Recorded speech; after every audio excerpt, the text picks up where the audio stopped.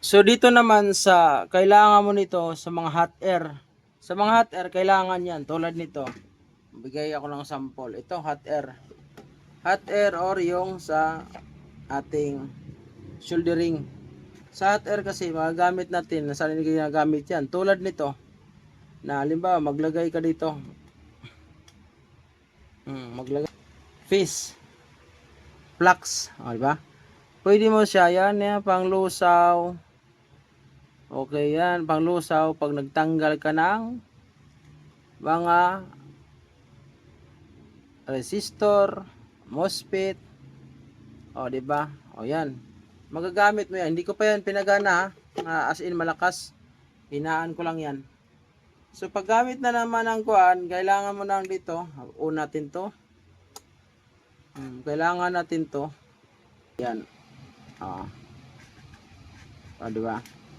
So paglagay ka sa kabayhinang yan.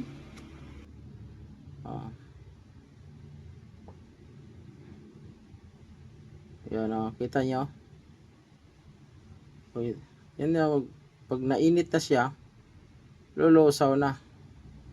So maganda yan pag naghina. Sample dito. ECU. Lagyan mo ng sa ECU. Dito. So pwede mo siya lagyan ng sample dito. Sample tayo Lagyan mo sa flux. Atin lang na lagyan mo sa flux.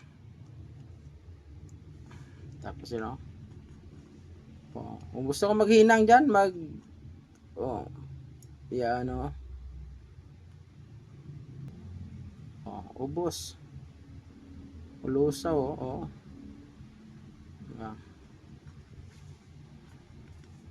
So diba? Napakalupit. Yan. Maghinang yan lusaw. Yun lang. So init. So mayroon din ako reserva, bumili din ako reserva nito. So isa lang, hot air or sa soldering. Okay? So makapag-order kayo niyan sa may Yellow Basket. Huwag kalimutan mag-order sa Yellow Basket. Yellow Basket, order kayo.